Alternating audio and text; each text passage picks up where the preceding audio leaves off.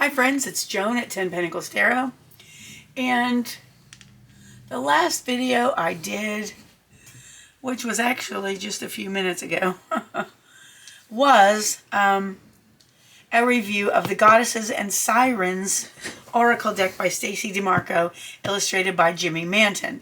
So now I'm going to review its counterpart, which is Gods and Titans by Stacey Demarco, illustrated by Jimmy Manton. So, if you haven't seen the other one, make sure you do. They're both really, really good. Okay, so this comes in a two-piece, very sturdy cardboard box. This is what the top looks like.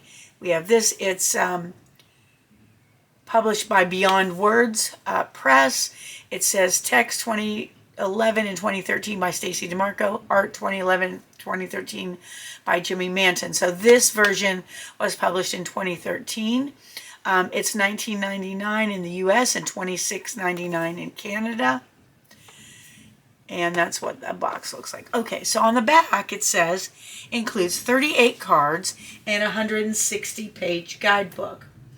And the deck of the Goddesses includes 40 cards and a 176-page guidebook. So the Gods deck is a little bit smaller.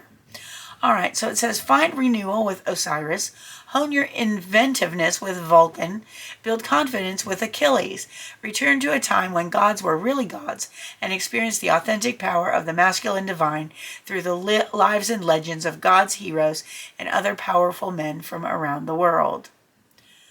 All right, so here it says, this is why you should get both decks. Gods and goddesses, the masculine and feminine divine, were once honored as two halves of a creative whole. A distorted perception of that sacred union has obscured the compassion and protective love of the masculine divine, emphasizing aggression and machismo. But now author Stacey Demarco and artist Jimmy Manton invoke the true, balanced nature of the masculine with 38 dramatically illustrated oracle cards and a detailed guidebook that includes the myths and messages for each being, as well as invocations, guidance, and limitless inspiration. This ancient yet timeless wisdom of gods and titans will guide you through the twists and turns of life and teach you to use the energy of land, sea, heaven, earth, and underworld to solve modern problems, embrace the genuine spirit of the masculine, and discover your own power. All right, so let's take it out of the box. And for some reason lately, I am having a devil of a time getting the tops off of these boxes, and I don't. Ugh, there it goes. I don't know why. So this deck looks very similar in most ways to the Goddesses and Sirens deck, but let's take a look. All right, this is the soft cover book that goes with it. Here's the front. It's glossy. Here is the picture of Stacey Demarco. Here's a picture of, Jimmy Manton. Stacey Demarco is an internationally respected spiritual practitioner, metaphysicist, modern witch, and teacher. And Jimmy Manton is an award-winning illustrator whose work is featured in magazines including international architectural and gaming titles. He's based in Melbourne, Australia, and she is from Australia as well. All right, so let's take a look at the book. Title page. This one was published in, I already said, 2013. Here's the table of contents. All of the cards are in alphabetical order, listed in alphabetical order, so it's easy to find in the book to get your meaning. It says, come back to a time when the gods were really gods. Here's an introduction.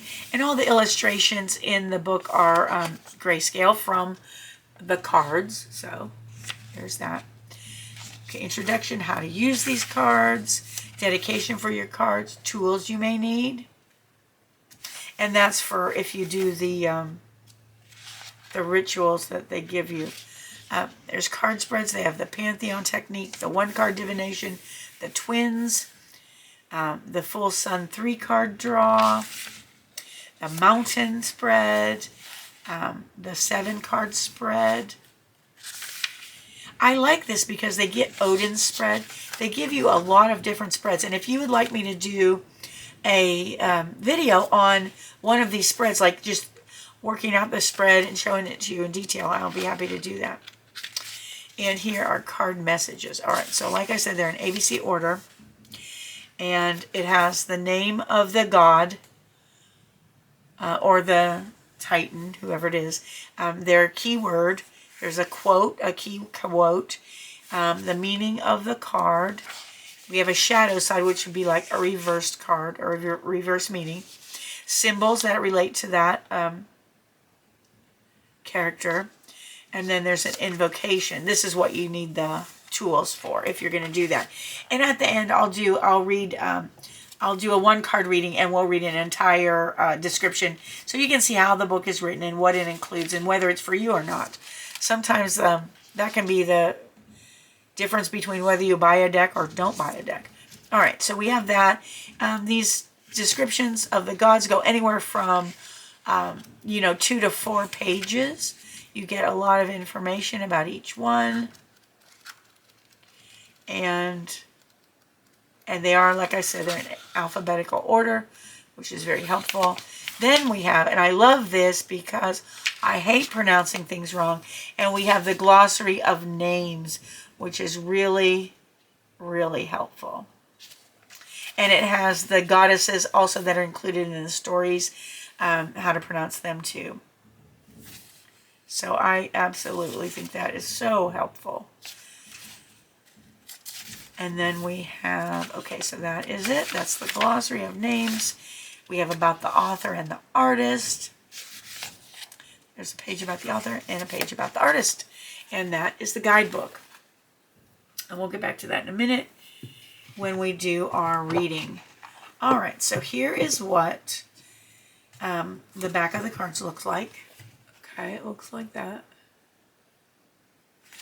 These are glossy. Finished, can you see? Yes, glossy. And the artwork's very nice. These are probably medium to heavyweight. Closer to medium, I'd say. And size-wise, this is my standard Radiant Rider-Waite deck. So these cards are about an inch wider, about 3/4 of an inch longer than this typical tarot deck. Just so you can see. And many, many Oracle decks are like this. Before we start, look at the box. It has the insert. Even though there's just a little bit of room, this is such a big thing to me because the cards don't like clack around in there. And they stay nice and neat. So I really appreciate the insert that they put in there. All right. Let's take a look at the cards. Okay, there's a cat. Achilles, Apu, Anubis, Apollo, Aries, Biame, Cernunnos or Cernunnos, Dionysus, Eros, Ganesha, Garuda, Green Man, Hades, Helios, Hermes, Hypnos. Can you see this okay? Let's see if I can get him a little closer. The Jade Emperor, Jizo, Loki, Lu, Maui, Mithras, Nuada, Odin, Osiris, Poseidon, Prometheus.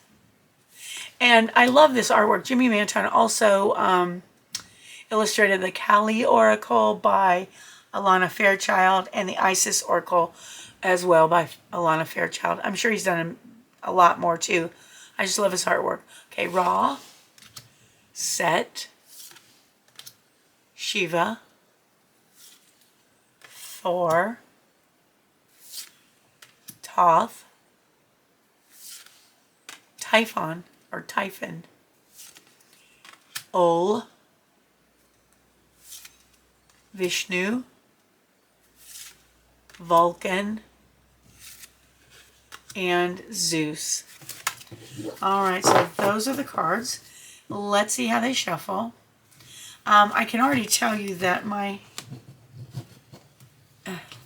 fingers are a little bit too short to go around these cards. I'll give it a try. I think if your fingers are a little bit longer, you will be able to do the riffle shuffle quite easily.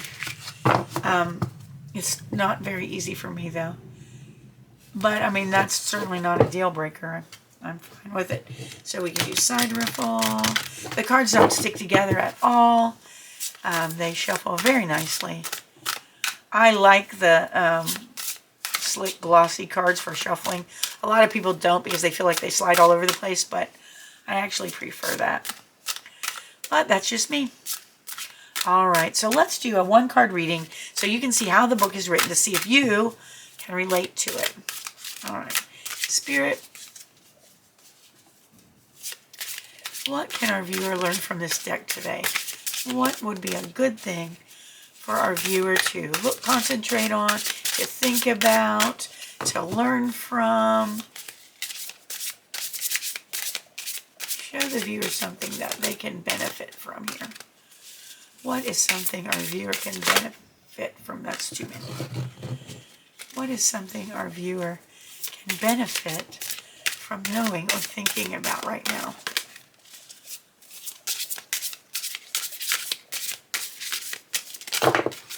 All right, there, that one popped up right. So it is set. All right, so let us see. Whoa, look at that. Get them closer to you. Cool. All right, so let's read what the card has to say about set. And I'll put him right here so y'all can look at him while I'm reading. Okay, here. It says, and the key word for set is chaos. Trust that chaos is a part of the process of change. Things sometimes need to fall apart to reform into your desires. Hold your intention. The Egyptian god of the desert, darkness, chaos, and storms is Set, or Seth, an incredibly powerful god with many temples attributed to him.